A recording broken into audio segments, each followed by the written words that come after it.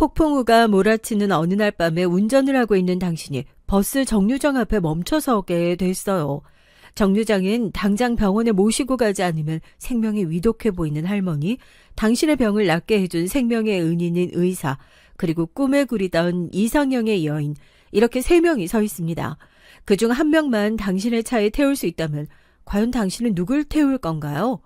어느 회사의 신입사원 채용 면접에 나왔던 이 얘기에 스펙도 능력도 한참 부족한 지원자는 이렇게 대답했다고 합니다. 생명의 은인인 의사 선생님에게 차를 주면서 할머니를 병원에 모시고 가달라고 할 거라고요. 그리고 난 정류장에서 이상형인 여자와 함께 버스를 기다리겠습니다.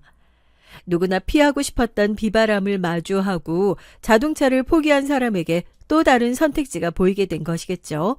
오늘은 이 얘기와 비슷한 저의 인생을 한번 말해보고자 합니다. 인생에서 모든 걸 다 잃었었고 모든 걸 다 포기했다고 생각했지만 그때부터 새로운 길이 보였던 깨달음에 대한 얘기가 될 수도 있겠네요. 경훈아, 이 애비가 인정한 자식은 너 하나밖에 없어. 사는 동안 애비가 많이 원망스러웠겠지만 이제부터 회사도 이 집도 네가 잘 지켜나갈 수 있길 바란다. 뒷일을 잘 부탁하마. 아버지, 안 돼요. 전 아직도 한참 부족하단 말이에요, 아버지. 이대로 절 두고 가시지 마세요. 안 돼요. 끝까지 자기 자식만 생각한다 이거지. 야, 경훈아, 똑똑히 알아둬라. 반쪽이긴 하더라도 아버지 피 받아서 태어난 자식들이 너 말고도 2이나 더 있다는 걸. 이대로 너 혼자서 회사 꿀꺽할 생각이라면 우리도 가만히 안 있을 거니까 그런 줄 알아. 아버지 돌아가신 지 얼마나 됐다고 꼭 그딴 소리를 해야겠어? 형들 눈엔 아버지가 그냥 돈통으로 정도로밖에 안 보이는 거야? 진짜 자식이라면, 진짜 아버지로 생각한다면 적어도 그런 얘긴 꺼내지 말아야지. 두고 봐. 형들이 회사에 손 뻗치는 꼴 절대 못 보니까. 이게 어디 네 뜻대로 될 것 같아? 네가 형들을 아주 만만하게 보는구나. 경훈아, 형들도 임마 너랑 정말 사이좋은 형제로 지내고 싶었다. 어렸을 때부터 아버지가 돌아가실 때까지 제 인생은 지옥 속에 있었어요. 그놈의 돈이 화근이었죠. 저희 아버지께서는 몇 대에 걸쳐 가업을 이어하시면서 그야말로 어마어마한 돈방석에 앉아 계신 분이었습니다. 그리고 평생을 자기가 읽어놓은 것들을 누가 가져가진 않을까 노심초사하면서 지내셨던 분이기도 했고요. 저희 어머니가 병원으로 돌아가시고 얼마 지나지 않아서 아버진 여자를 데리고 집으로 들어오셨어요. 어머니가 살아계셨더라면 아마 기야말 일이었겠죠. 제가 초등학교 4학년에 올라가던 시기에 전 이복 형제들의 존재에 대해서 그렇게 알게 됐습니다. 계모의 손을 붙잡고 저희 집으로 들어온 2 이복 형제들. 순식간에 생겨난 새로운 가족들 덕분에 전 늘 제 집에 있으면서도 편안함을 느껴본 적이 없었어요. 아버지가 계시지 않을 때면 계모는 교묘하게 본인의 자식들과 절 차별하고 괴롭혔으니까요. 경훈아, 이제 왔니? 이리 와서 떡 좀 먹어라. 찰떡이 너무 맛있어서 형들이 다 먹어버리는 거 아줌마가 경훈이 먹을 것 좀 남겨달라고 얘기해서 남겨놨어. 이리 와 얼른. 괜찮아요. 제가 떡을 별로 안 좋아해서 안 먹을래요.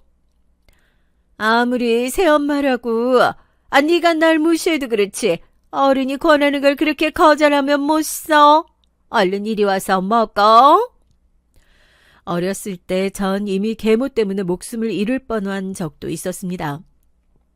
학교를 마치고 돌아온 제게 원래는 말 한마디도 걸지 않고 쌀쌀맞게 행동했던 계모는 갑자기 간식으로 떡을 챙겨주겠다면서 큼직한 찰떡을 손수 포크로 집어서 억지로 제 입에 우겨 넣었고 어린 나이에 긴장되는 상황 속에서 떡을 집어먹던 전 목구멍에 떡이 들러붙어 얼굴이 허옇게 질려서 곧 눈이 뒤로 뒤집힐 것 같은 고통에 휩싸였죠.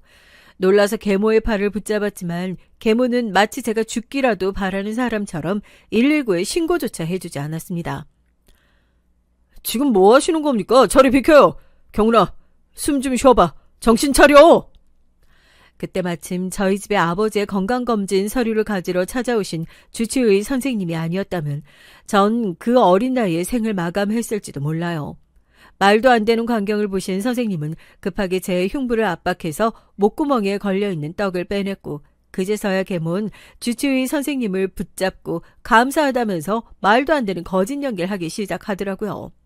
하지만 주치의 선생님과 저 모두 계모가 진심으로 절 걱정하는 것이 아니라는 걸 잘 알고 있었죠. 네 사정은 들었다, 경훈아. 절대 이 집에 있는 동안 그 어떤 사람들도 믿지 마. 네 자신은 오직 너만이 지킬 수 있는 거란다. 알겠니? 긴장이 풀려 잠에 드는 제 머리를 쓸어 넘겨주며 주치의 선생님이 해주셨던 말이 아직까지 기억에 나요. 집으로 돌아오셔서 사고 소식을 알게 된 아버진 역정을 내시면서 사실관계를 확인하기 위해 주치의 선생님을 불렀지만 무슨 이유인지 주치의 선생님은 그날 이후로 연락이 되지 않았고 그렇게 생명의 은인이 마지막으로 남겨준 얘기만 머릿속에 기억하면서 가족들이 아니라 언제 나에게 칼을 돌릴지 모르는 사람들이라는 생각을 품고 살며 하루하루를 보냈습니다. 계모 밑에서 하루도 편안하게 살아본 적이 없는 저에 대한 죄책감이 아버지께서도 크셨던 걸까요? 아버지가 아프시고 난 이후에 계모와 이복 형제들은 회사를 차지하기 위한 본색을 드러내기 시작했고 그제서야 한때 자기가 사랑했던 여자가 오로지 자기 배경만을 위해 가슴속에 칼을 품고 살아왔던 사람이라는 걸 깨달은 아버진 돌아가시기 전 회사와 재산 모든 것을 저에게 상속시켜 주기 위한 작업을 마무리해 놓으신 상태였어요. 그리고 아버지가 돌아가신 이후 진정한 전쟁은 시작됐죠. 상속이 예정되어 있던 재산은 자그만치 1,000억. 그 모든 재산이 제 앞으로 돌아가 있다는 사실을 알게 된 계모와 이복 형제들은 맡겨놓기라도 한 것처럼 득달같이 달려들어서 자기 몫이라는 말도 안 되는 억지 주장을 시작했습니다. 어렸을 때 떡 먹다가 목에 떡이 걸렸을 때 그때 네가 콱 죽어버렸어야 하는데. 이제서야 인정하시네요. 여기 있는 사람들 모두 제가 죽길 바라면서 사셨던 거 아니에요? 덕분에 제가 그 집에서 하루하루 얼마나 지옥 같은 날들을 보냈는지 상상도 못 하시겠죠. 이 돈 우리 어머니 몫 그리고 우리 아버지 몫이에요. 제대로 된 건 법정에서 밝혀야겠죠. 재산을 지키기 위해 저도 아무런 노력을 하지 않았던 건 아닙니다. 아버지가 돌아가시기 얼마 전 계모와 이복 형제들 모르게 은밀하게 회사에 대한 조사를 하던 와중에 계모의 이름으로 불법적인 돈들이 오고 가는 정황을 모두 포착해 놓은 상태였어요. 회사 명함을 이용해서 사람들에게 사기를 치고 다니고 얼마나 못된 사람들인지 파도 악행이 끝도 없더라고요. 저 사람들이 손 쓸 틈이 없도록 모든 증거들을 제대로 모아놓고 법정에서 한꺼번에 터뜨릴 요령이었습니다. 네, 변호사님. 내일 모레 저녁 시간에 괜찮으세요? 안 그래도 처리해야 할 일들이 많아서 한번 만나서 상의를 드리려고 했었는데. 차를 타고 평범하게 퇴근을 하던 어느 날이었습니다. 늦은 시간에 회사에서 나와서 기사님을 대동하지 않고 혼자 운전하고 있던 중이었고 사건을 담당하던 변호사와 통화를 마무리하던 중이었죠. 갑자기 창문 쪽에서 눈이 부실 정도의 헤드라이트 불빛이 저를 확 덮치더니 제 기억은 그렇게 자동차 유리 파편들과 함께 날아가 버렸습니다. 제가 눈을 뜨고 나서 처음 본 장면은 허름한 집의 천장이었어요. 아이고, 정신이 좀 들어? 어? 아니, 그렇게 큰 사고가 났는데 어떡해.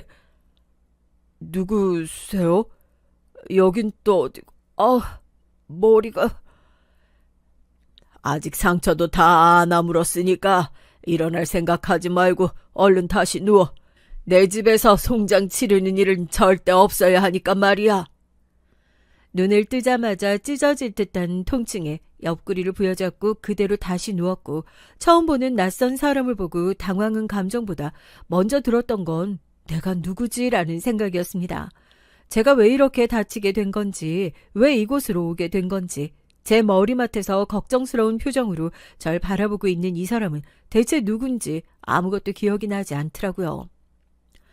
큰 사고를 겪으면서 아무래도 신경이 어떻게 된 모양인데.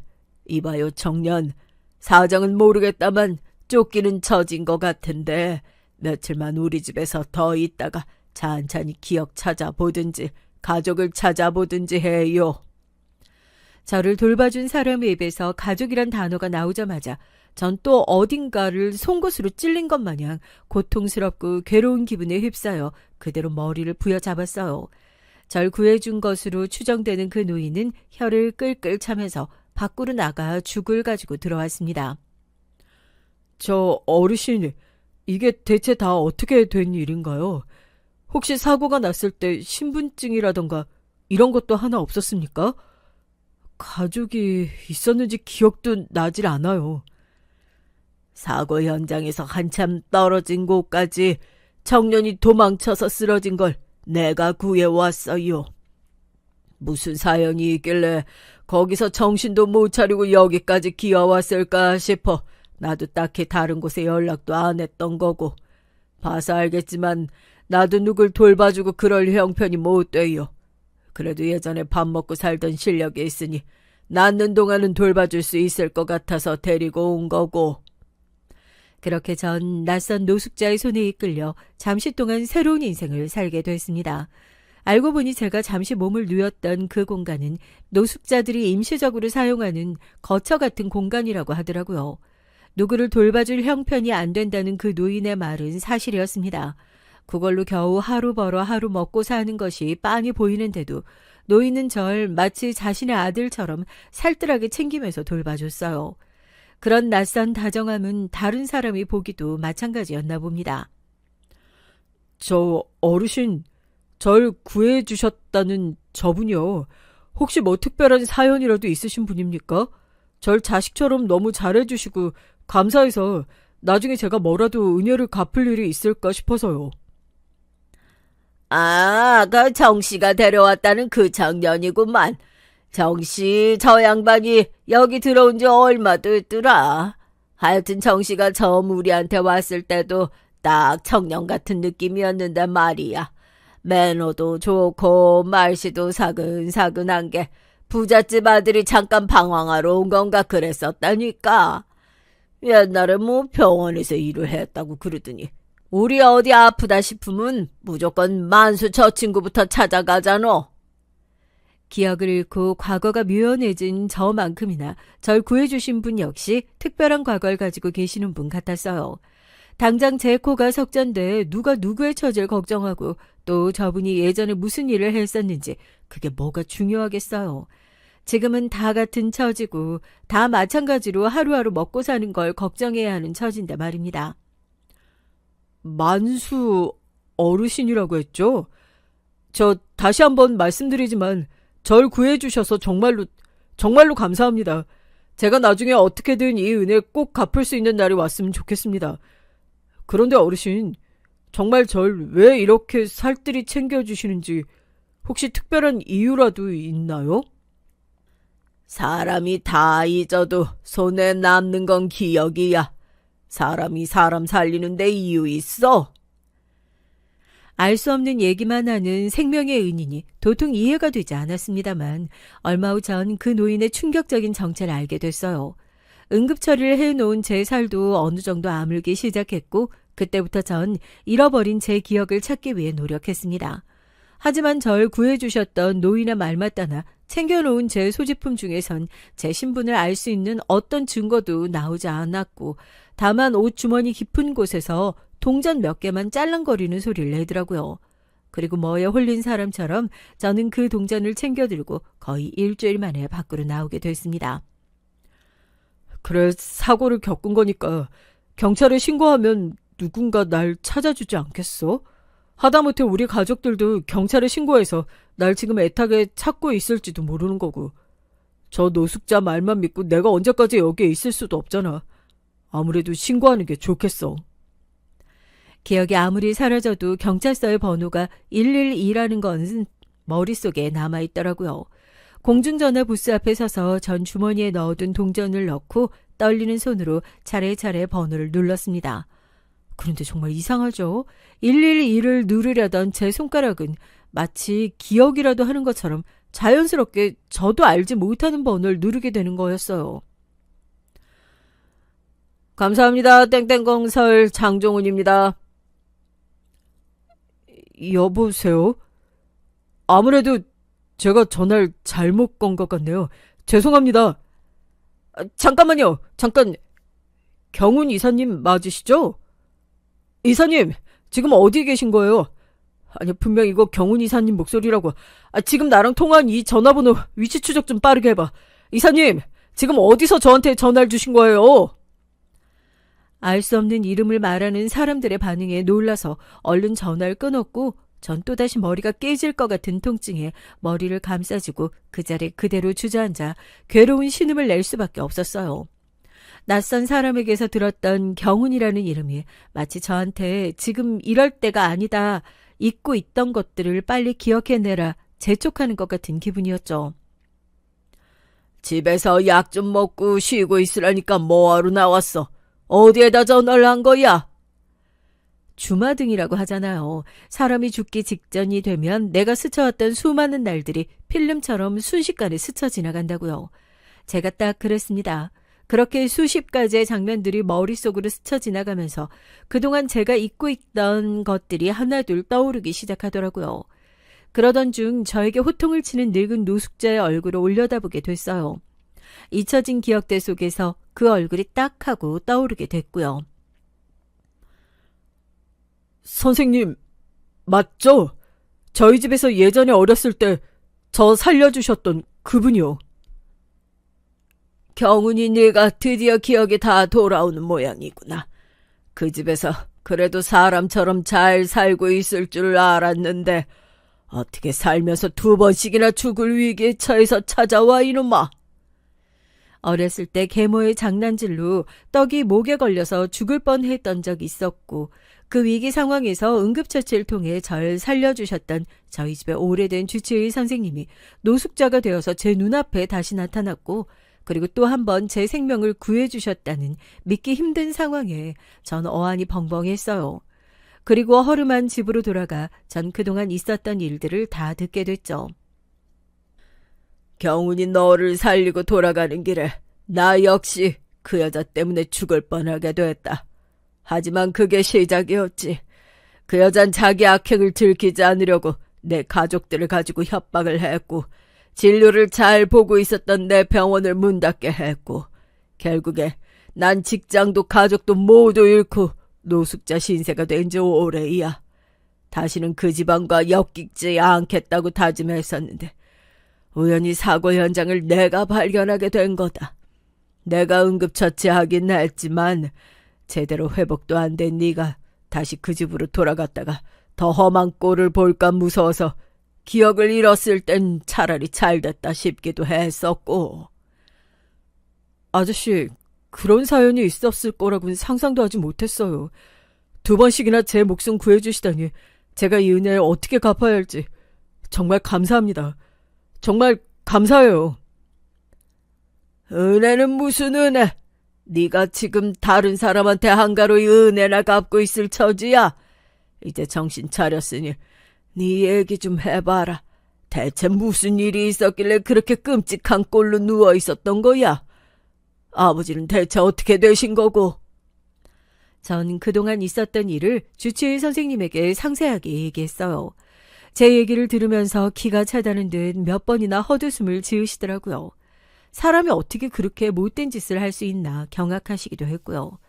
선생님의 말씀대로 제가 그 상황에서 집으로 다시 돌아갔으면 전 눈을 뜨기도 전에 더 험한 꼴을 당해서 이미 세상 사람이 아닐 수도 있겠다는 생각이 들었습니다.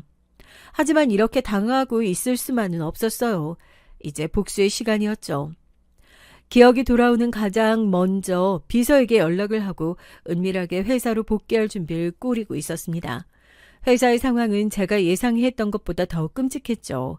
이복 형들과 계모는 이미 회사를 장악하고 최종 이사회만을 준비하고 있었어요.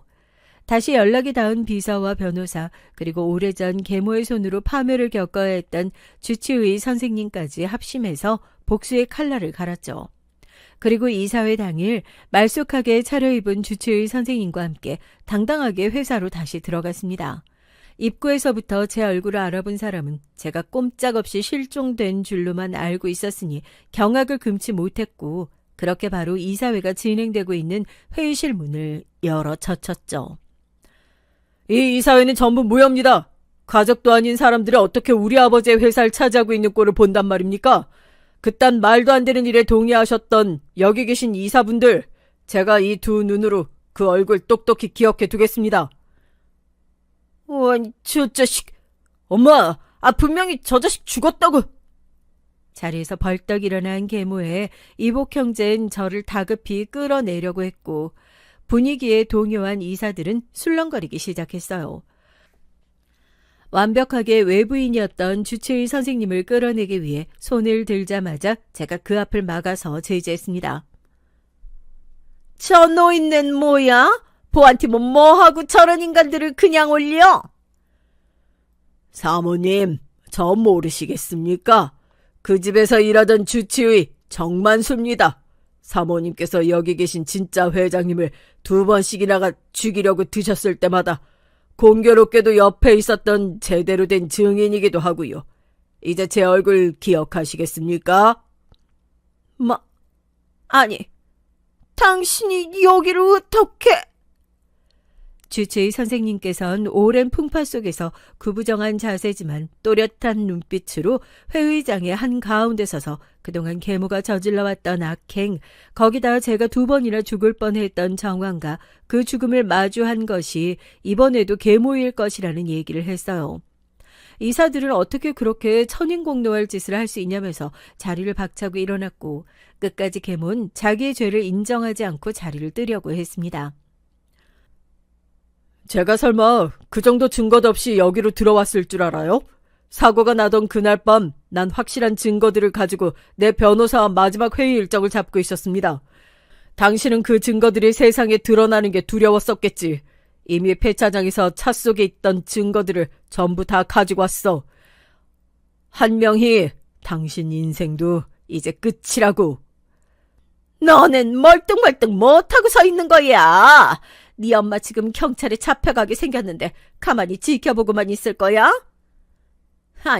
아니다. 경훈아, 네가 뭔가 오해가 있는 거야. 내가 널 죽이긴 왜 죽이니? 너도 다 똑같은 자식인데. 그러지 말고 조금 진정하고 다시 이 얘기를... 이거 다 엄마가 한 짓이야. 우리 정말 아무것도 몰랐다고.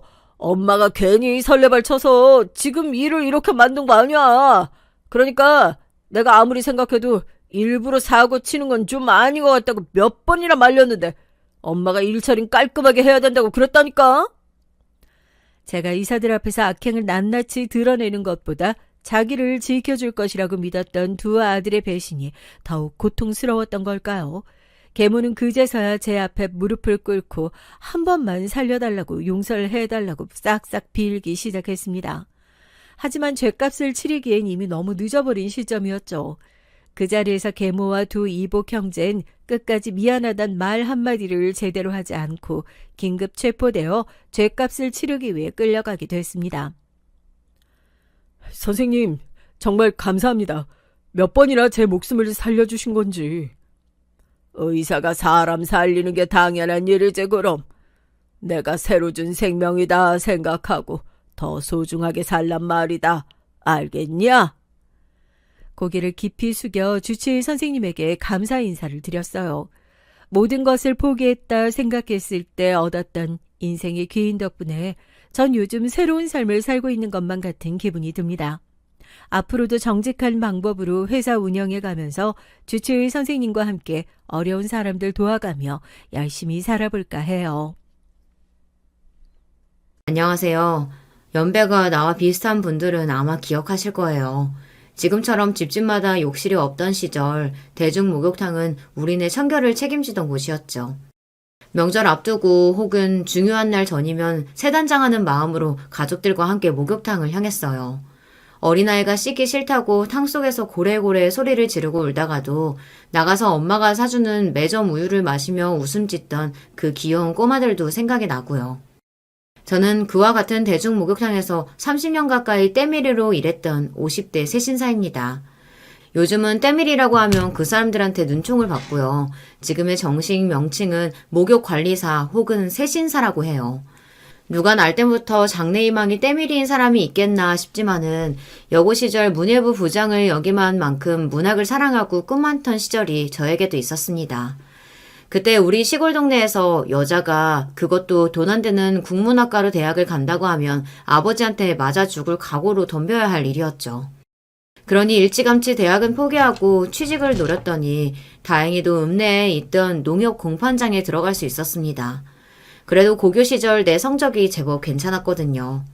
막내로 들어가서 하는 일이 상사들 심부름에 가까웠지만 그래도 동네에서는 딸 잘 키워서 성공했다는 말을 들을 정도라 우리 부모님 어깨에 힘이 좀 실렸었죠. 잘 취직도 했고 20도 넘긴 나에게 남은 관문은 시집 잘 가는 것이었어요. 그래도 네 직장 괜찮겠다. 키도 크고 허우대 멀쩡해서 들어오는 맞선 자리가 제법 돼야. 여기서 논이나 밭 제법 있는 집 아들 골라가라. 엄마는 중매쟁이들이 이어준 남자들의 조건이 마음에 들었는지 살짝 들떠서 내게 빨리 고르라고 말했지만 전 정말 누구와도 결혼하기 싫었습니다. 전 아직 낭만과 운명 같은 사랑을 꿈꾸는 철부지였고 무엇보다 농사짓고 시골에 사는 삶 자체를 싫어했기 때문이죠. 그때 저는 서울에 사는 대학생 오빠와 펜팔을 주고받고 있었습니다. 그 오빠랑 펜팔하면서 듣게 되는 서울에서의 삶은 나에게 꿈만 같았어요. 점점 더 서울에서 사는 삶을 꿈꾸게 되었고 나와 펜팔하는 오빠는 어떤 가수나 탤런트보다 멋있는 남자였습니다. 어느덧 우리의 편지 왕래는 우정을 넘어서 사랑으로 발전했고 나를 책임지겠다는 오빠의 그 한마디만 믿고 난 부모님께 편지 한 장 남기고 서울로 상경해버립니다. 막말로 갑자기 가출을 해버린 것인데 지금 생각하면 그게 부모님에게 얼마나 큰 불효를 저지른 것인지 너무나 죄송하죠. 그리고 나를 참말로 좋아했던 동생이 있었는데 내 동생은 또 얼마나 상처받았을지 그때만 생각하면 미안하기만 합니다. 사랑 때문인지 서울살이 때문인지 내 눈에 뭐가 씌인 탓에 그리 무모한 일을 감행한 거겠죠. 서울로 내가 올라가자 펜팔 오빠는 나를 반갑게 맞아주었고 우리는 바로 살림을 차리고 맙니다. 오빠는 군대를 다녀온 대학교 3학년이었는데 나 때문에 학업도 중단하고 돈 벌 자리를 알아보기 시작했어요. 그에게 참 미안했죠. 나 때문에 앞날 창창한 남자가 대학도 중도 포기해야 한다니 말이에요. 그런데 어느 날 어느 나이 드신 여자분이 우리 집 앞에 서서 여기 원형이 있냐라고 묻더니 오빠의 대답에 다짜고짜 우리 사는 사글세 방 안으로 들어왔어요. 누구세요? 왜 우리 집에 들어오시는 거냐고요? 미친놈아. 이깟 촌뜨기냐냐고 살자고 그 비싼 대학 공부를 멈춘단 말이야? 아이고 자식이 원수라더니. 둘 사이 안 말릴 테니까 이 물건 데리고 바로 집으로 들어와 이놈아. 그 여자분은 내가 아무리 말려도 무시하고 다짜고짜 욕하며 오빠를 막 때리시는데 난 어찌할 바를 몰라 당황했죠. 그게 처음 본 시어머니의 모습이었고 오빠가 혼나는 걸 옆에서 보면서 그 무서운 시어머니한테 나는 죽었겠다 싶었어요. 따지고 보면 열심으로 잘 키운 대학생 아들이 어떤 여자애랑 산다고 학교 그만두고 돈 벌겠다고 했으니 우리 시어머니가 얼마나 억장이 무너지셨겠어요. 속으로는 그런 원흉인 내가 많이 미우셨겠지만 내가 없으면 집에 가지 않겠다고 고집부리는 오빠 때문에 하는 수 없이 어머님은 나도 시부모님 댁에 들어가 살게 해주셨습니다. 그래서 우리 부부는 결혼식도 올리지 못한 채 결혼 생활을 시작하게 되었어요. 동시에 시댁에서 시부모님 모시고 사는 생활이 시작된 것이고요. 그때가 내 나이 23에 불과했습니다. 첫인상은 무서웠지만 우리 시어머니랑 살아보니 그렇게 매정하고 못된 분은 아니셨죠. 시아버지는 또 자상하게 저한테 잘 대해주셔서 아무리 시집살이라곤 해도 전 살만했습니다. 남편이 대학 졸업하면 결혼식을 올리려고 했는데 그 전에 첫 아이를 임신하는 바람에 결혼식도 결국 못했지만 그래도 내 아이가 생겨서 참 기뻤습니다.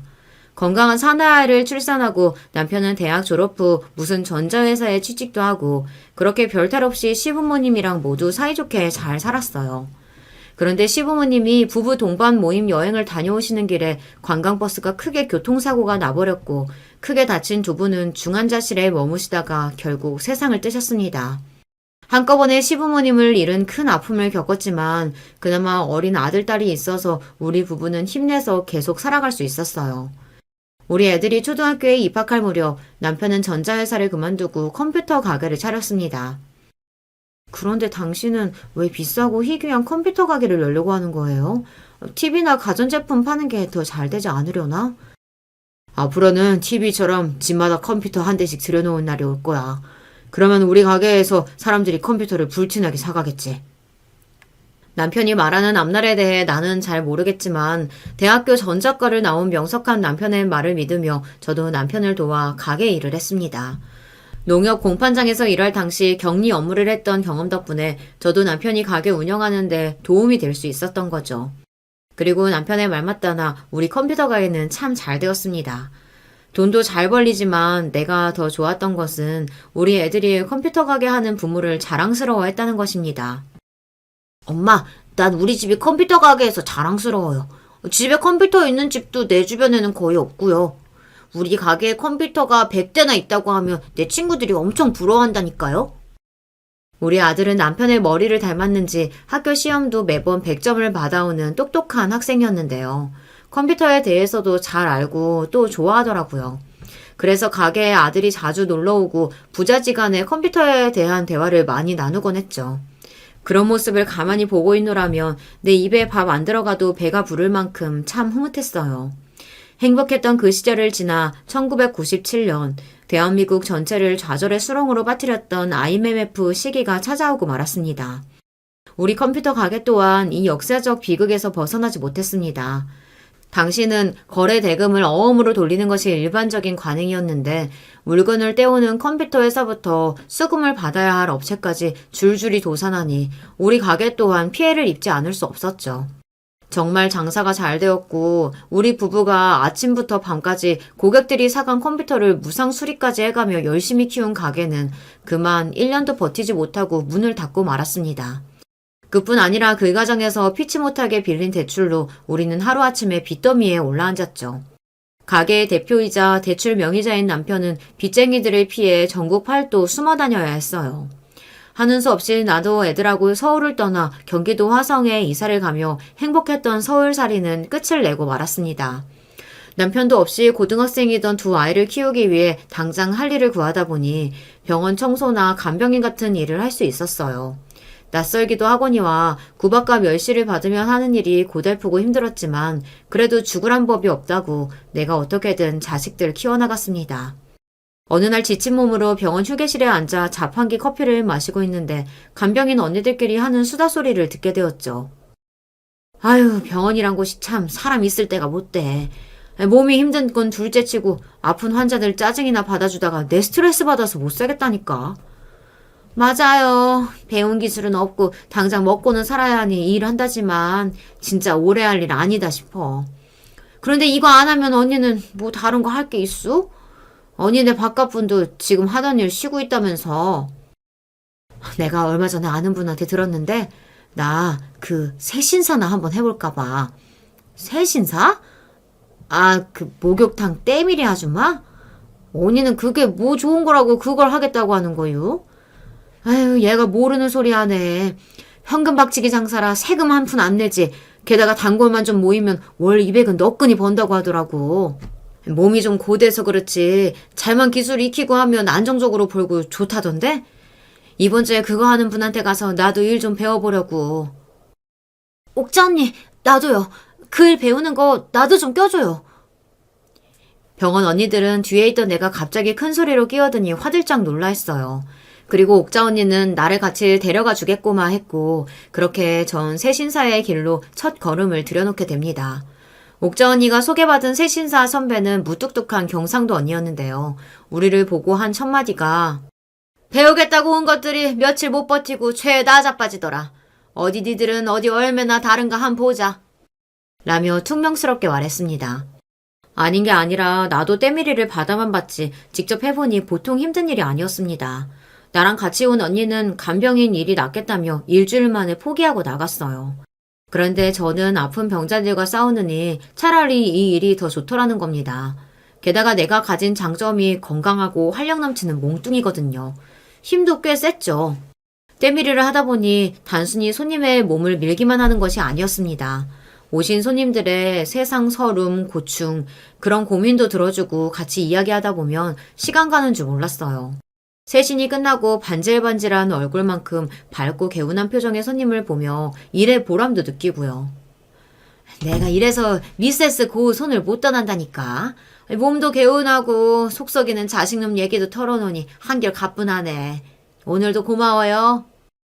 표준 세신 가격이 있지만 내 서비스에 만족한 손님은 내가 뭐라 하지 않아도 알아서 팁까지 주고 가시는 게 흔했어요. 점점 세신사 일에 만족하며 적응해갔지만 걱정이 하나 있었습니다. 처음에는 내가 세신사 일을 한다는 것을 자식들에게 비밀로 했어요. 그런데 어느 날 우리 딸이 친구들과 대중 목욕탕에 갔다가 거기서 일하고 있는 날 봤나 봐요. 그걸 보고 놀란 딸은 자기 오빠에게 말을 했고 두 녀석은 퇴근하고 집에 온 나에게 따져댔습니다. 몰라. 엄마 목욕탕에서 때밀이 하고 있었어? 그 일 말고는 할 게 없는 거야?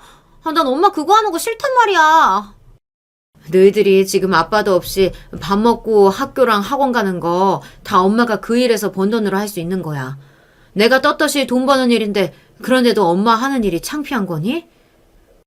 컴퓨터 가게 하는 아빠 엄마 자랑스럽고 좋았는데 우리 어쩌다 이렇게 된 거예요?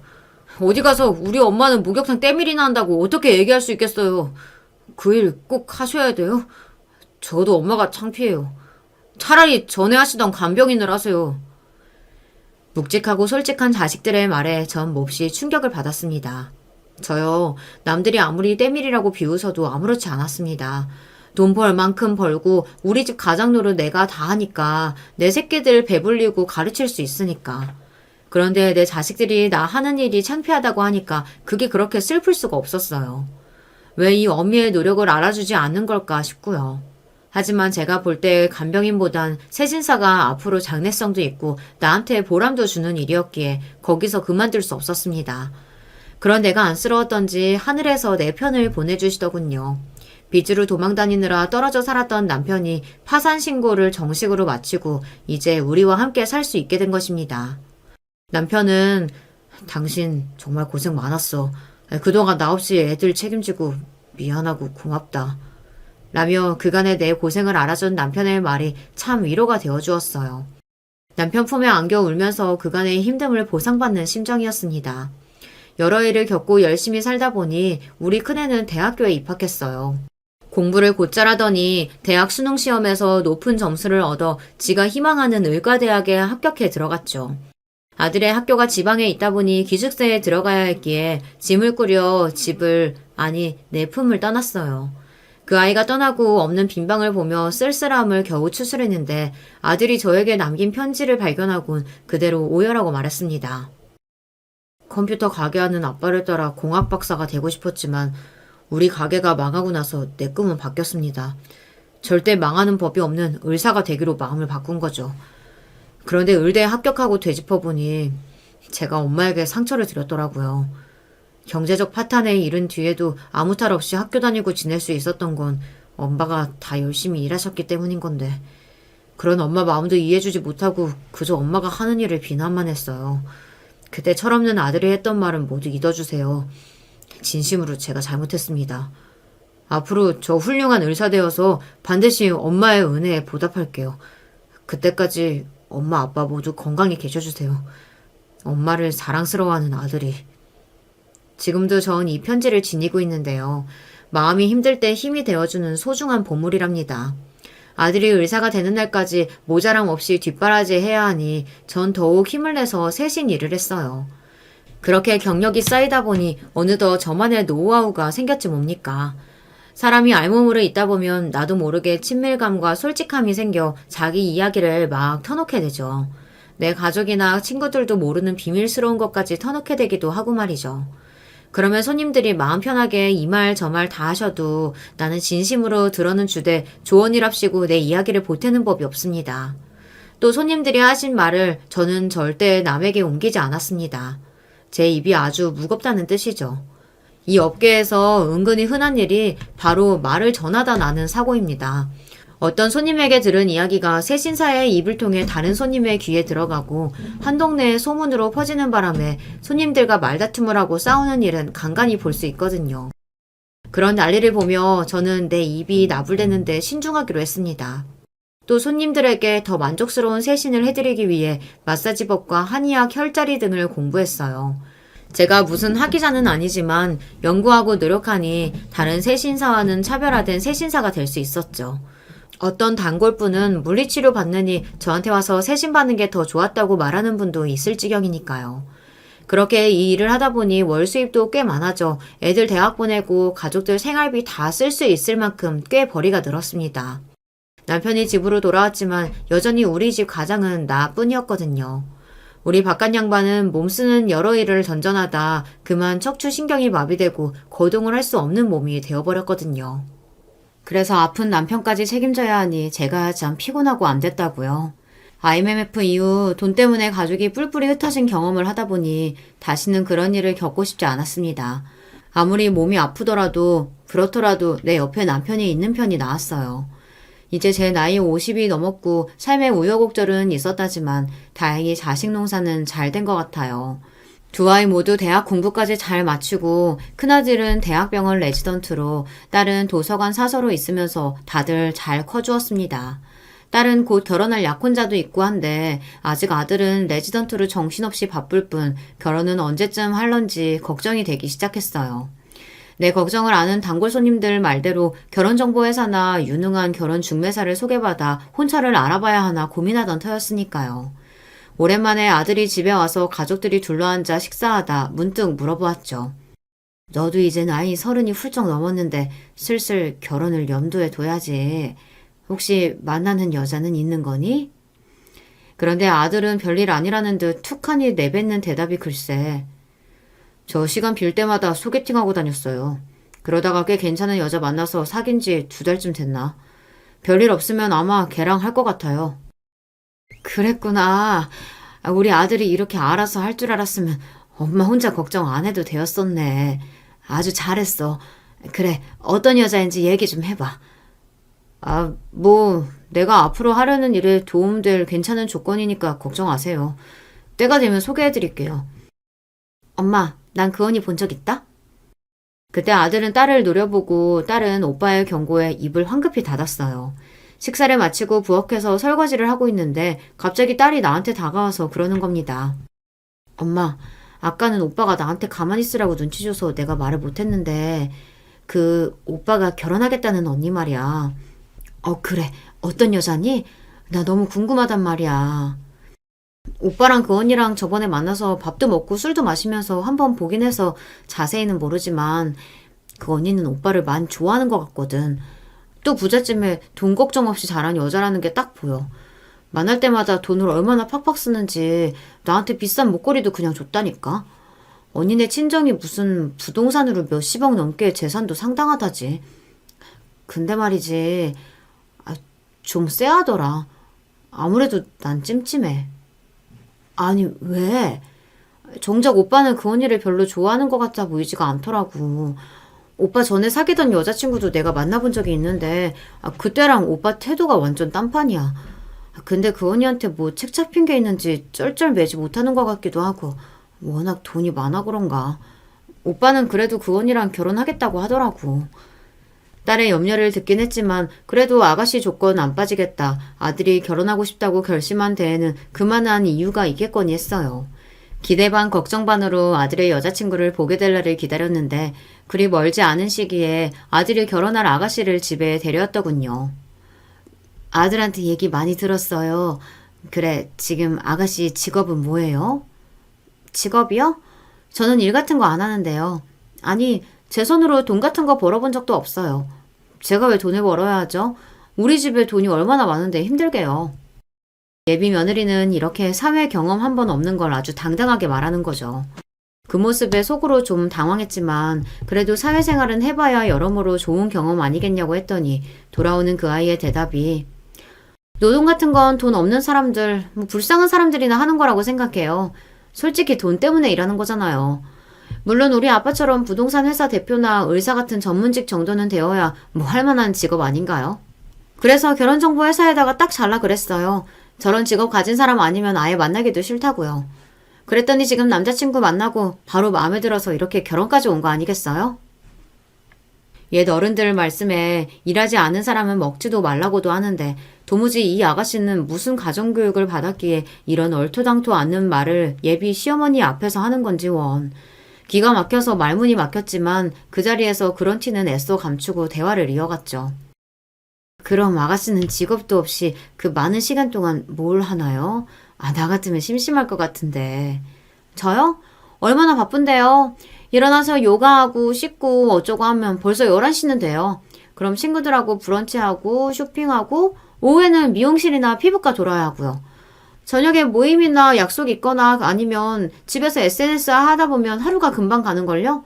그나마 집이 강남이라 주변에 죄다 이런 게 모여있어서 편리하더라고요. 차 몰고 다녀도 얼마 안 걸리고 그래서 강남 말고 다른 동네는 잘 안 나가요.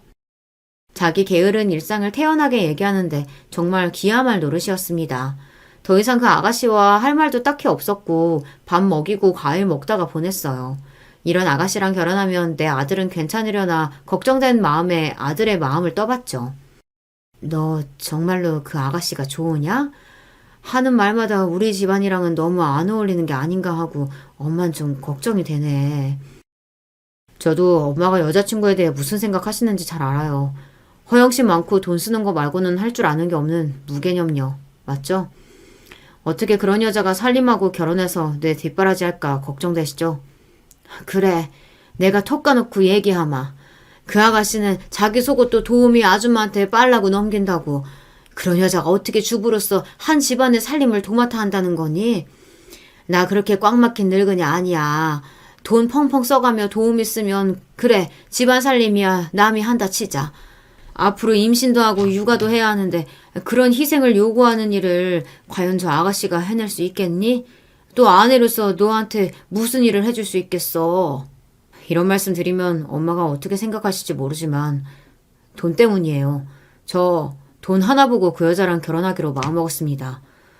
레지던트 하면서 이건 아니다 싶어서 개인 병원 차리고 싶은데 그러려면 꽤 돈이 많이 들어요. 병원 자리 잡을 때까지 의료 장비 리스비부터 수억이 깨진다고요. 쥐꼬리만한 대학병원 월급 가지고 언제 그렇게 하겠어요. 그 여자는 날 좋아하고 처가댁은 을사사이 좋아하고 서로의 이해관계가 맞죠. 그 정도면 이 결혼은 서로에게 해볼 만한 장사라고 그렇게 생각했어요. 또 한 번 기가 막히고 말문이 막혔습니다.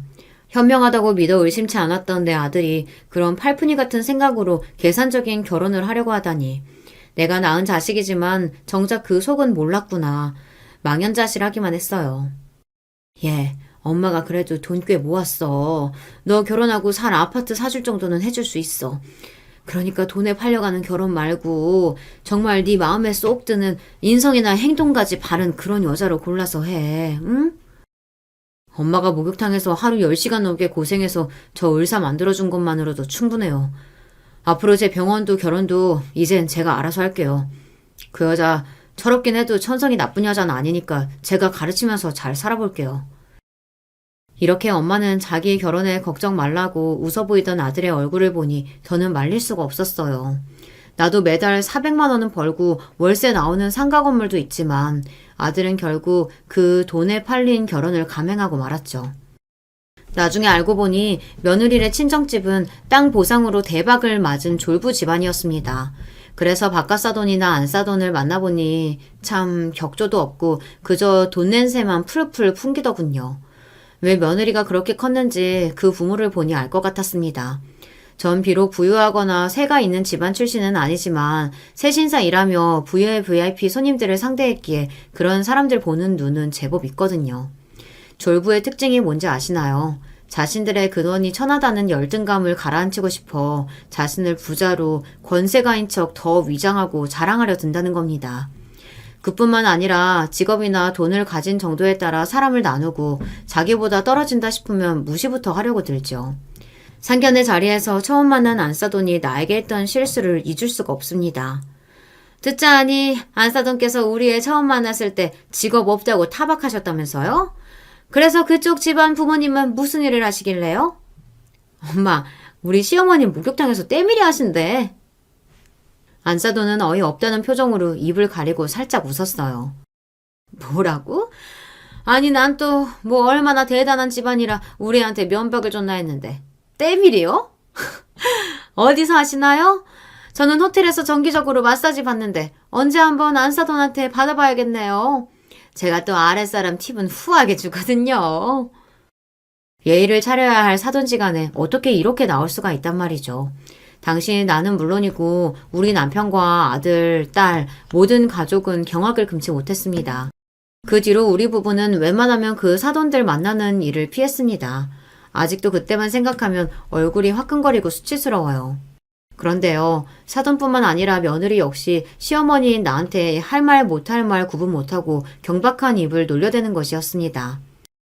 요즘은 늙으나 젊으나 여자들은 다 자기 관리하는 시대예요. 어머님은 명색이 목욕관리사시라면서 정작 어머님 미모는 전혀 신경 안 쓰시네요. 내 자랑 같겠지만 목욕탕에 오는 사람들마다 내 살결 곱고 희다고 40대로 본다. 이 직업하면서 그래도 내 피부 하나는 자신하는데 네가 보기엔 그렇게 아니더냐? 어머님도 참, 그 사람들 듣기 좋으라고 하는 말이지 그 말을 믿으세요? 40대요? 어머님 제 나이로 봐도 다행이죠. 뭐 전체적으로 깊은 주름이 없는 편이긴 하신데 그래도 여기 이렇게 안면 거상도 하시고 여기는 필러랑 보톡스랑 하면서 며느리는 거울까지 가져와서 내 얼굴에 이게 기미라는 둥, 이마와 팔자에 있는 주름이 더 깊어지면 70대까지 보인다는 둥, 세세하게 내 얼굴의 결점을 지적했습니다. 처음엔 그런가 보다 무시했는데 만날 때마다 그런 며느리의 말을 들으니 괜히 나도 좀 신경 쓰이기는 하더라고요. 아들아, 네가 볼 때도 나 피부과 병원에 가야 할 만큼 주름이 심하냐? 네가 의사니까 한번 봐다오. 며느리 말 맞다나 내 얼굴이 그리 심각하면 이번 기회에 한번 시술 받아볼까 하고 네가 어디 아는 피부과 의사 있으면. 네? 엄마, 그게 무슨 말씀이세요? 여자들 미용 쪽이 내 전문은 아니지만 그래도 엄마는 연세에 비해 동하는 편 아니에요? 피부도 탄력 있다고 생각하고요. 그렇지? 네 말이 그렇다면 다행이고 자꾸 새아가가 나한테 시술도 하고 성형도 받아보라고 해서 난 내가 진짜 그리 흉측해 보이나 했지. 엄마, 그 사람은요 진짜 성형 중독 같아요. 성형외과랑 피부과에 매달 쓰는 돈이 어마어마하다니까요. 내가 몇 번 막으니까 이젠 장모님이 주신 카드로 병원비 긁고 다니는 모양인데 그러니까 그 사람이 하는 말 엄마는 새겨듣지 마세요. 엄마 충분히 괜찮으세요.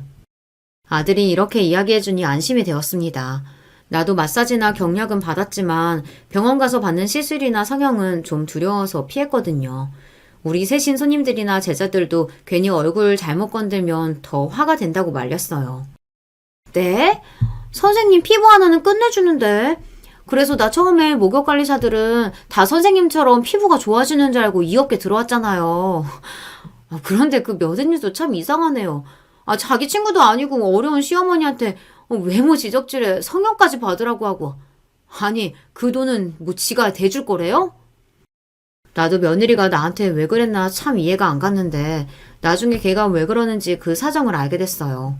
아들의 생일을 축하하는 자리에 가족 모두가 모인 자리에 며느리가 포도주 2병을 사왔는데 저 혼자 거의 마시고 완전히 취해버렸더군요. 그날 취한 며느리 입에서 몰랐던 이야기를 많이도 듣게 되었습니다. 시어머님이 세신사라는 거 알고 창피하고 수치스러워서 주변에 못 알리겠다. 한 달 월급이 얼마시냐, 내가 드리면 그 일 그만두실 거냐. 얼굴을 아무리 뜯어그치고 병원에 돈 수백 수천을 갖다 바쳐도 내 얼굴은 마음에 안 드는 거 투성이다. 거울 볼 때마다 진짜 싹 밀어버리고 눈, 코, 입 새로 갖다 박았으면 싶은데 그게 안 돼서 괴롭다. 나처럼 돈 많고 젊은 미모의 여자도 이렇게 괴로운데 이 시댁 사람들은 가진 것도 별로 없으면서 왜 이렇게 당당하게 사느냐. 남들과 비교하면서 이것도 갖고 싶고 나는 계속 부족하다고 생각하는데 왜 당신들은 열등감 하나 안 보이냐. 왜 행복해 보이는지 그걸 보고 있으면 막 부하가 치민다. 이렇게 자신만의 열등감과 컴플렉스에 사로잡혀 있었다니. 자꾸만 나쁜 마음이 들고 우울증이 생겨서 신경 안정제까지 먹고 있다고 하니 정말 믿기지 않았죠. 이런 걸 듣는 우리는 처음인데 가만히 듣고 있던 아들에게는 이미 익숙하고 다 아는 내용인 것 같았습니다. 그랬던 거구만. 지난번에 나랑 만났을 때 언니가 향수 자랑했잖아요. 아가씨 오늘 나한테서 귀하고 좋은 냄새 나죠? 이건 샤넬에서 출시한 신상 향수예요. 갖고 싶죠? 어떻게 샘플이라도 하나 얻어드려? 이렇게. 그래서 내가 필요 없다고 잘 씻고 비누향만 놔도 남편이 사랑해준다고 했더니 뾰루퉁하니 삐진 게 그게 일종의 열등감이었던 거네요, 언니? 아가씨는 몰라요. 이만큼까지 오기 위해서 내가 얼마만큼 노력해왔는지. 그리고 들려준 며느리의 얘기는 과거로 돌아갑니다. 사돈댁이 돈벼락 맞기 전에는 바깥 사돈이 건어물 가게를 하며 평범하게 살던 집안이었대요. 그런데 당시 며느리는 좀 통통한 몸에 까만 피부를 가진 지금과는 거의 다른 순박한 외모였다죠. 주변 남자애들에게 돼지라고 놀림받고 여자애들은 지저분해 보이고 추해서 싫다고 대놓고 말하며 괴롭힘을 당했다고 합니다. 그런 얘기를 듣다 보니 자신이 없어져 머리카락을 길러 얼굴을 덮고 되도록 다른 사람들 앞에서 얼굴도 안 보이고 다녔대요. 참 안쓰러운 학창시절을 보낸 것이죠. 게다가 건어물 가게 하는 자기 부모님을 욕하던 못된 애들이 며느리한테 건어물 냄새난다고 놀려대서 어린 마음에 여기저기 상처투성이로 자랐던 겁니다. 며느리가 고등학생 때 할아버지가 아버지께 물려주신 과수원 땅에 아파트가 들어서면서 큰 보상금을 받고 사돈댁은 강남 한복판으로 이사를 온 거죠.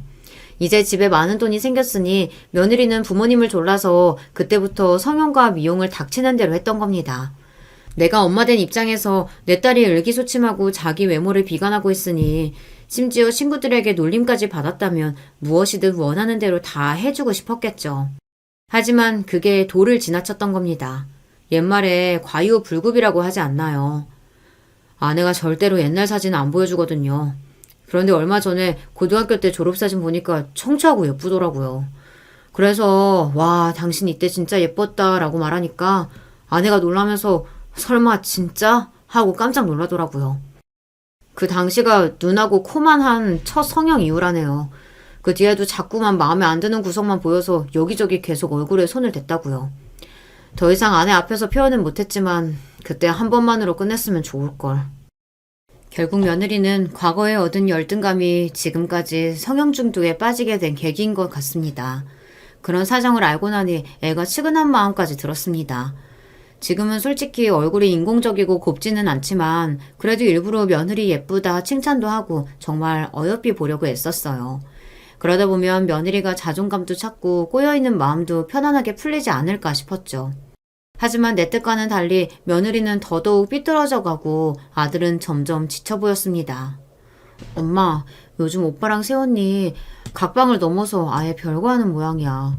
오빠가 빨래할 시간 없다고 나한테 급한 빨래만 부탁하더라고.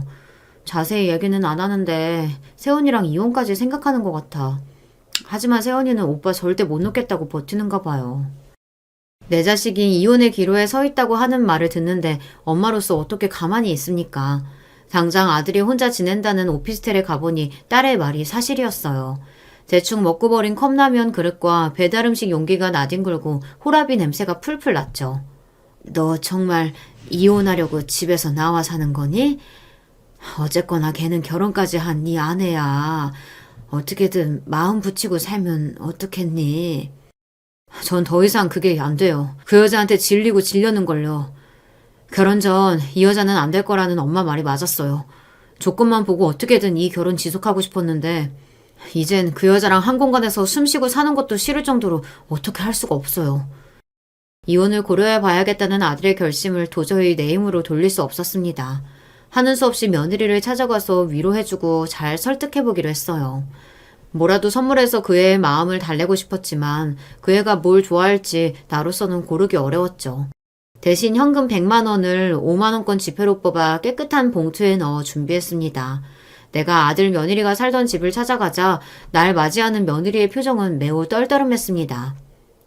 어머님이 연락도 없이 여기 무슨 일이세요? 근처에 볼 일이 있어서 왔다가 우리 며느리 생각이 나서 많은 시간 잡아먹지 않을 테니까 차 한 잔만 다오. 여전히 탐탁지 않은 표정으로 며느리는 도우미 아주머니에게 차를 내어달라고 이야기하고 우리는 같이 거실 소파에 앉았습니다. 세아가 우리 애랑 요즘 별거 하는 거 알고 왔어. 원래 남자란 여자만큼 세심하지 못하단다. 내 아들이 여자 마음 몰라줄 수는 있지만 그래도 널 많이 아끼니까 너 마음 풀고 같이 서로 배려하고 살면 좋아질 것 같아. 남편이 날 거부하고 싫어하는 이유가 다른 년이랑 바람 피우고 있어서 같은데요. 지금 이혼하겠다는 것도 남편이니까 어머님은 아들한테 가서 설교하시는 게 어때요? 이미 걔한테는 알아듣게 얘기하고 오는 길이야. 네가 많이 속상할 것 같아서 걱정돼서 왔어.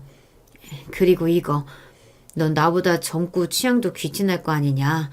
무슨 선물을 좋을지 모르겠어서 여기 용돈 줄 테니까 너 갖고 싶은 것도 사고 맛있는 것도 먹어. 난 가방에서 준비한 용돈을 며느리에게 주었죠. 그걸 받은 며느리는 한쪽 입술을 실룩거리며 내가 건넨 봉투 속을 대충 세어보더니 내 손에 턱 되돌려 주었습니다. 의아한 표정으로 내가 쳐다보니 며느리가 한다는 말이 참 기가 막혀서 오늘 우리 집 근처 목욕탕으로 때밀이 출장 와서 받으신 돈이에요? 어머님 때밀어서 번 돈은요, 저 더러워서 못 받아요. 필요 없으니까 그런 건 도로 갖고 가세요. 그 말에 누가 내 머리를 세게 내리친 것만 같아 정신이 멍해졌습니다. 그 막말을 듣자마자 왜 그딴 말을 하는 거냐, 그것도 시어머니 앞에서. 며느리한테 이렇게 호통이라도 쳤어야 했는데 너무 당황한 나머지 거기서 바로 일어섰어요. 도우미 아줌마가 가져온 다과를 먹고 가라는 말을 듣는 둥 마는 둥 집에서 나와 넋이 빠져있는데 딸에게 전화가 왔습니다. 울먹이는 내 목소리에 이상함을 감지한 딸에게 방금 며느리에게 당한 일을 털어놓자 딸은 분통을 터뜨렸습니다. 그리고 전화를 끊고 얼마 지나자 아들의 전화가 왔어요. 그 정도로 화가 난 아들의 목소리는 그때 처음 들었습니다. 엄마, 말씀해보세요. 동생 말이 사실이에요? 그 여자가 엄마한테 그런 막말까지 했다는 게 맞냐고요? 열등감에 사로잡힌 성형 괴물녀 주제 감히 우리 엄마한테. 아들은 분통을 터뜨리다가 전화를 끊었습니다. 집에 가서 남편에게 오늘 일을 상의했고 둘이 무슨 큰 다툼을 저지르지 않을까 걱정된 마음에 아들 집에 찾아갈까 했어요. 하지만 남편은 그런 나를 만류했습니다. 당신 할 만큼 했고 참을 만큼 참았어. 며느리가 당신한테 그런 말 했다는 걸 듣고 나니 나도 못 참겠는데 아들은 어떻겠소? 나 역시 이쯤에서 둘이 헤어지는 게 맞다고 생각해. 괜히 찾아가서 당신 험한 일도 당하지 말고 그냥 기다려. 우리 아들이 알아서 잘 해결하고 올 거라고 믿자고. 남편 말대로 우리는 아들을 믿고 기다렸습니다. 이게 잘된 일이라고 해야 할지 안 된 일이라고 해야 할지 모르겠지만 결국 아들은 며느리와 갈라서기로 했습니다. 시시콜콜 둘 사이의 불화를 잘 몰랐지만 나중에 아들이 하는 얘기를 들으니 왜 이혼해야만 했는지 아들 심정이 이해가 가더군요. 전 부인은 열등감에 사로잡혀서 내가 그 어떤 여자와 대화하는 꼴도 못 참아 했어요. 저를 의부증으로 힘들게 한 건 장모님도 마찬가지였어요. 계속 내 말을 안 믿어주고 힘들게 해서 대화를 단절했더니 병원에까지 찾아와서 큰 소리로 날 모욕했어요. 바로 내 병원에서 우리 집 돈으로 차린 병원에서 딴 년이랑 놀아났냐고 하면서 말이죠. 거기서 뚜껑이 열려서 바로 집에서 나오게 된 거예요. 심지어 그 두 모녀는요, 나한테 사람 붙여서 미행하고 다녔어요. 내가 아무 잘못이 없는 걸 확인해놓고도 계속해서 의심의 끈을 놓지 않았다고요. 그러니 내가 미치지 않고 배겨요. 아들의 속상어정을 듣고 나니 며느리를 찾아가서 달래고 이혼을 막으려 했던 내가 바보 천치더군요. 당장 며느리와 안사돈을 찾아가서 물이라도 뿌려야 속이 시원해질 것 같았습니다. 그런데요, 내가 나서서 겨우 그런 분풀이를 하지 않아도 나 대신 복수해주겠다는 사람들이 있었어요.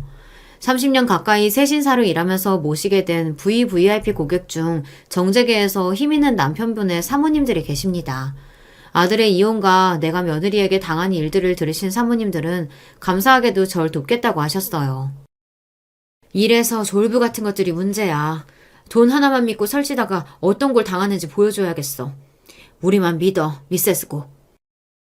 그때는 사모님들이 그저 내 마음 달래주려고 하시는 말씀인가 보다 했죠. 날 위해 그렇게까지 나서주실 줄은 미처 몰랐으니까요. 정말로 그분들은 며느리와 안사돈에게 뜨거운 복수의 맛을 보여주었고 후일담으로 나에게 사건의 전말을 들려주었습니다. 그때 아들과 이혼하기로 한 며느리는 자기 친정으로 돌아가서 살고 있었는데 두 모녀가 자주 출몰한다는 강남의 한 레스토랑이 있었어요.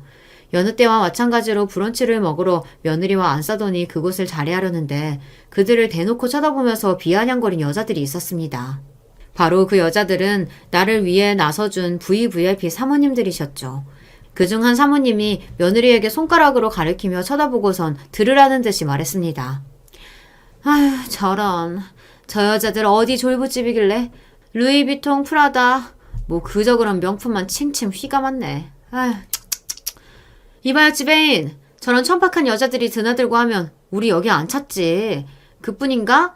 여기 수준 떨어졌다고 우리 입에서 한마디라도 나오면 문 닫는 건 순식간인 거 알죠? 그렇게 대놓고 당하는 수모는 그리 흔치 않았던 안사돈은 자리에서 일어나서 그 사모님들을 향해 언성을 높였습니다. 아줌마, 지금 우리 보고 천박? 천박이라고 했어요? 우리 집 재산이 얼만데? 하물며 우리 집이 압구정이야? 왜 이래? 천박이라니 내가 어떤 사람인 줄 알고. 세상에, 정사모님한테 상스러운 말하는 저 물건 좀 보세요. 그러는 당신이야말로 이분이 누구신 줄 알고 경거망동이야. 얼마나 얼굴을 뜯어고쳤으면 템프로 술집 여자들도 그 지경은 안 될 텐데. 여자로서 어떻게 얼굴을 들고 다니나 모르겠네. 아휴, 가여워라. 사모님? 우리 엄마도 사모님이야. 우리 아빠가 부동산 회사 사장이거든. 그리고 저 늙은 여자가 누군지 내가 알게 뭐람? 이 사태에 종업원들은 우왕좌왕하고 급기야 지배인까지 나서서 며느리와 안사돈을 말렸습니다. 손님, 그만하세요. 저분이 어떤 분인 줄 알고 이러십니까? 제게는 물론 정계에서도 눈치 보는 망명가의 사모님이신데 이분 눈밖에 나면 누구도 이 동네에서 사업 못해요. 두 분은 저희 가게에 영업 방해되니 이만 나가주십시오. 앞으로 이곳에 출입 마시고요. 영원히. 세상에, 그게 정말이에요?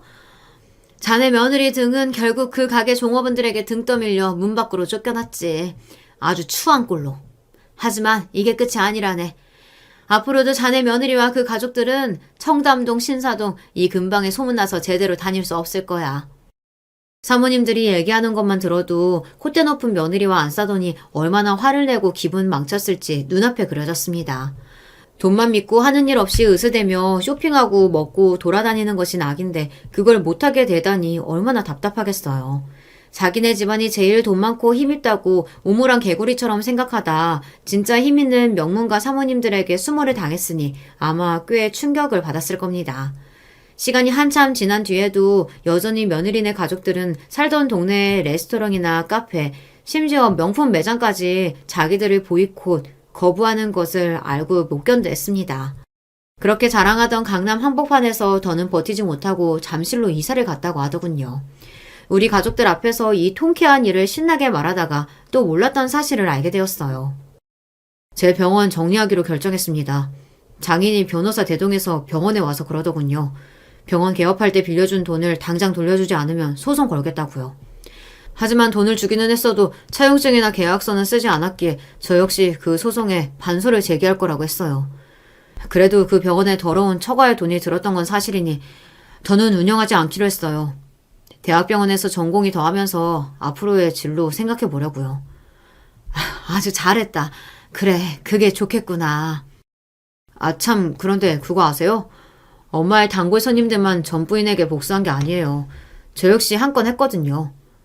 아들 역시 남몰래 며느리에게 복수하고 있었던 것입니다. 며느리가 단골로 다니던 성형외과의 상담실장을 포섭해서 며느리가 불법 시술 업소를 소개받게 만들었다고 해요. 그 업소에서 시술받은 며느리는 결과적으로 심각한 부작용에 시달리게 되고 말이죠. 그렇게 심한 레이저를 받았으니 화상에 가까운 상처가 얼굴에 났을 거예요. 애초에 합법적으로 운영하는 곳이 아닌 걸 알고 갔기 때문에 그 여자는 자신이 당한 일을 증명하거나 어디 가서 신고할 수도 없을걸요. 그렇게 미모에 집착하더니 결국은 더 흉측한 얼굴로 남은 인생 살게 생겼어요. 결과적으로 며느리는 자기가 그토록 찾아 헤매던 화려한 미모 대신 돌이킬 수 없는 상처만 얼굴에 남기고 말았네요. 애초에 겉모습에 연연하지 않았던 사람이라면 그런 일이 있더라도 잘 극복하고 살아갈 텐데 아마 그 며느리는 그렇지 못했을 겁니다. 그리고 며느리와 이혼 소송 중이던 아들이 나중에 이런 얘기를 했어요. 엄마, 그 지옥 같은 결혼 생활을 겪으며 깨달은 게 있어요. 엄마처럼 가족들을 위해 희생할 줄 아는 여자를 만나야 내 인생이 제대로 될 수 있다는 걸 말이에요. 장인어른이 병원 배업하는데 준 돈 빼달라면서 또 소송 들먹이길래 내가 그랬어요. 그럼 당신 딸 이야기를 결혼정보업체에 낱낱이 퍼뜨려준다고 하니까 황급히 말을 거두고 가던데요. 요즘 우울증과 발작 증세까지 심해져서 정신병원에 아예 입원했다고 들었거든요. 설마 하니 그렇게 마음에 병든 애를 또 결혼시장에 내보내겠니? 누구 아들 인생 망치려고. 아니에요. 장인어른 하는 말 들어보니까 정신과 치료받고 상태 좀 나아지면 또 선시장에 내놓고 시집 보낼 계획이라던데요. 진짜 양심도 없는 사람들입니다. 과거에 나처럼 또 어떤 사람이 거기에 걸려들어 인생 조질지 참 안 됐네요. 아들은 이번 일을 겪으면서 느낀 바가 많은 듯이 보였습니다. 순진하게 공부만 했던 아들이 이런 경험을 통해 세상 공부도 하며 성숙해지는 거겠죠. 비록 35살 젊은 나이에 이혼남이 되었지만 건강하고 직업 좋은 아들이 언젠가는 자기에게 맞는 좋은 배필 만나 재혼하기를 기다리고 있습니다. 그만 전 며느리 때문에 쏙거리며 지냈던 일들 털고서 제 일터로 돌아가야겠습니다. 한동안 새신 사이를 잠시 놓았더니 몸이 뻐근하고 찝찝하고 단골 손님들이 저에게 돌아오라고 아우성이거든요. 때타올 지는 힘이 있는 한 목욕탕에서 이 미세스 고의 때밀인 맛을 계속해서 보여드릴 작정입니다. 그렇게 내 할 일 하면서 유쾌하게 살다 보면 좋은 날 또 오지 않겠습니까? 혹여 제 사연이 유튜브에 소개된다면 그거 틀어놓고 더 신명나게 밀어댈 수 있을 것 같네요. 여러분도 목욕탕에 가서 세상사 힘들고 지친 일들은 더러운 때에 실어 훌훌 털어버리세요. 바로 지금부터요.